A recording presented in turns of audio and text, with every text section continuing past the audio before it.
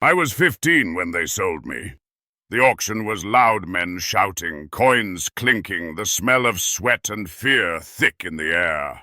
I remember standing barefoot on the platform, trying not to cry. My mother had died weeks before, and my father, well, I never saw him again. That day I stopped being a boy. I became property. They said I was delicate, better suited for domestic service than the fields. I was bought by a senator named Gaius Marcellus, a man whose house was filled with marble, gold, and silence. I slept on a straw mat in the kitchen, tucked behind sacks of grain and amphorae of oil. The cold stone floor was my pillow. I learned quickly, wake before the steward, speak only when spoken to, and never, ever make a mistake. My mornings began in darkness. I'd stoke the kitchen fire, grind grain until my arms burned, and help the cook prepare breakfast. The cook, Lucius, was a grizzled man with a limp and a temper. He barked orders like a general, and I obeyed like a soldier. Bread, eggs, honeyed wine, all for the master and his wife Livia, who never once looked me in the eye. I remember carrying the tray to the triclinium, the dining room. Gaius would be reclining, draped in crimson, his fingers heavy with rings. Livia beside him, her hair twisted into braids that took hours to shape. I'd place the tray, bow, and retreat. I was invisible. That was the goal. I used to wonder what they saw when they looked at me, if they saw anything at all. To them I was a pair of hands, a quiet shadow, a tool that moved when commanded.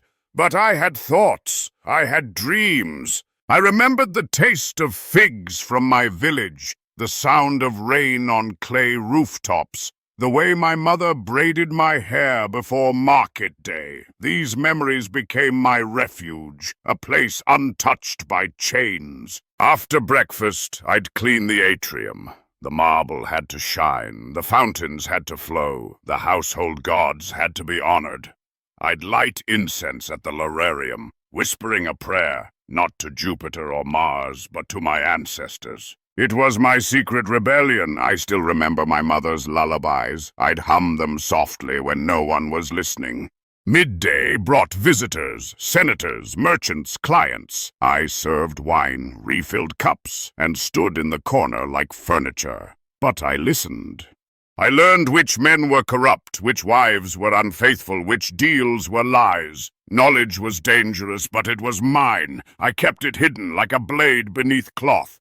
Sometimes I imagined using that blade. Not a real one, but the sharpness of knowledge. I pictured myself slipping through the cracks of this house, outsmarting the steward, vanishing into the city. But escape was a fantasy. Rome was vast, and slaves were branded, watched, hunted. Still, the thought of freedom, of walking without fear, kept me alive. Sometimes I was sent to the market with Julia, an older slave. She was clever, kind, and taught me how to survive. We walked quickly, heads down, avoiding the eyes of free citizens. At the market, we haggled for fish and figs, dodging insults and leers. Julia taught me to count coins, spot spoiled produce, and speak with confidence. She gave me tools, not of iron, but of wit. Julia once told me, "They can own your body, but never your mind." I held on to that. I began to memorize things, recipes, names, routes through the city. I learned which guards were lazy, which doors creaked, which nights the master drank too much to notice anything. I wasn't planning a rebellion. I was building a map, one that might lead me somewhere else. Afternoons were the hardest. The heat pressed down like a hand on my back. I'd scrub the bathhouse floors, polish bronze fixtures, and refill oil lamps. The scent of lavender and myrrh masked the sweat and grime. Gaius and his guests would bathe, laugh, and speak of politics while I cleaned the tiles beneath their feet. Dinner was a spectacle. Musicians, dancers, endless courses. I served roasted lamb, spiced lentils, honey cakes. The guests drank until they slurred, tossed scraps to the floor, and forgot we existed. I'd collect the leftovers later, sometimes sneaking a bite. Hunger was constant, so was exhaustion. After the guests left, I cleaned again. The triclinium was chaos. Crumbs, spilled wine, broken plates. Julia and I worked side by side, whispering stories as we scrubbed. She told me of her village, the stars she used to watch. I told her about the river near my home, the songs my mother sang. Those moments were rare. They were human. At night, I'd lie on my mat, staring at the ceiling. My body ached, my hands were raw, but my mind was alive. I dreamed of freedom, not as fantasy, but as possibility. Some slaves were freed, some earned it. I told myself I would too. Years passed. I grew stronger, smarter. I learned to read, to write, to navigate the world behind the marble. And one day Gaius granted me manumission. I was free, not because he was kind, but because I had become useful in ways he respected.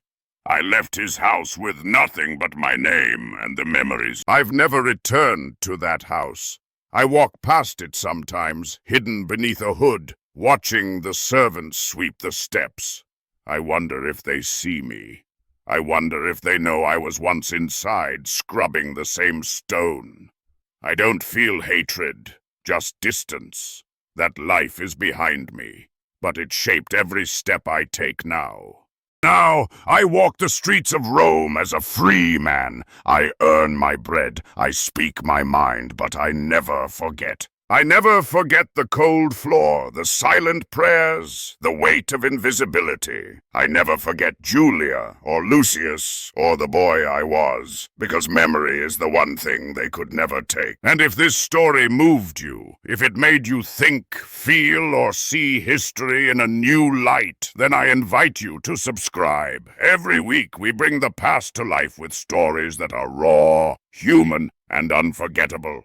From empires lost to time to voices buried beneath the weight of history, we dig deep to uncover what still echoes today. Hit that like button if you felt something. Share it with someone who loves history, and subscribe so you don't miss what's coming next. Now I'll leave you with a question. If you lived in ancient Rome, would you have noticed me? Or would I have been just another shadow in the marble halls? Let me know in the comments.